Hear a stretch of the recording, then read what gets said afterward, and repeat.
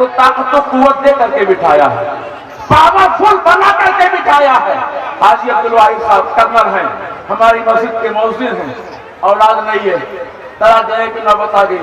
ایک مولانا صاحب ناصر کی صدمے پہ ملے، کہا حضرت حاجی صاحب طاقت مت دیجیے، اللہ کو ناپسند ہے، مگر مسلمان روٹی جل جائے تو دے رہا ہے، مسلمان مائک نہ ملے تو دے رہا ہے، مسلمانوں کو اللہ کی پسند سے معاذ اللہ مطلب نہیں ہے، غازی کی پسند سے مطلب نہیں ہے، نفس کیا چاہتا ہے اس کا پیروکار بن کر کے رہ گیا ہے۔ مقدمات کس کے زیادہ وہاں پر گھوم رہے ہیں۔ حاجی عبدالواحد صاحب آپ کو اولاد چاہیے نا، اللہ والے کی بارگاہ میں چلے جائیں، سرکار کہاں چلا جاؤں، امام صاحب کہاں چلا جاؤں، کہاں وہاں چلے جائیں جس کی محبت کو اللہ نے دلوں میں ڈال رکھا ہے، بہرائچ کی سرزمین ہے، سرکار غازی کی ذات ہے، سرکار غازی کی بارگاہ میں چلے جائیں، سرکار غازی کی بارگاہ میں آئیں۔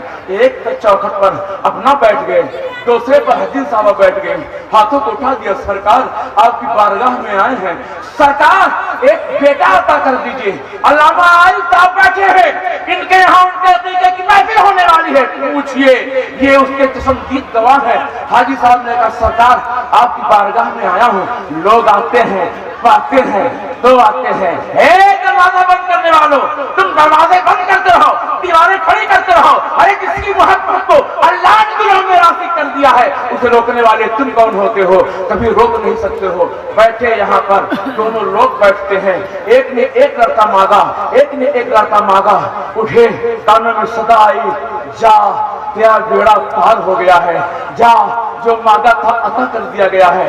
ہاتھ کہتے ہیں حضرت ایسا لگا سینے کے اوپر جو ایک پتھر کی سل رکھی ہوئی تھی وہ سل ہٹا دی گئی ہو۔ ہم اپنے گھر جاتے ہیں، پہلا سال گزرتا ہے، بیٹا پیدا ہوتا ہے، اس کا نام سالار رکھتا ہوں، دوسرا سال گزرتا ہے، بیٹا پیدا ہوتا ہے، اس کا نام مسعود رکھتا ہوں۔ ایسی ایسی ہزاروں کرامتیں ہیں، اگر لکھنے پہ لگ جائیں تو ہزاروں نہیں لاکھوں صفحات پر مشتمل کرامات غازی کی کتاب لکھی جائے گی۔ سب سے بڑی کرامت یہ ہے ہم نے کورونا میں مرنے والوں کو فراموش کر دیا، مگر جس کو اللہ زندہ رکھنا چاہتا ہے 1021 سال کے بعد بھی وہ دلوں کے اندر زندہ ہے، وہ زبانوں کے اندر زندہ ہے، وہ ذہنوں کے اندر زندہ ہے، وہ فکروں کے اندر زندہ ہے، وہ کلیجوں کے اندر زندہ ہے، وہ ہمارے اولادوں کے اندر زندہ ہے، ہماری نسلوں کے اندر زندہ ہے۔ یہ سرکار غازی کی کرامت ہے، اللہ جسے رکھے اسے کوئی مٹا نہیں سکتا۔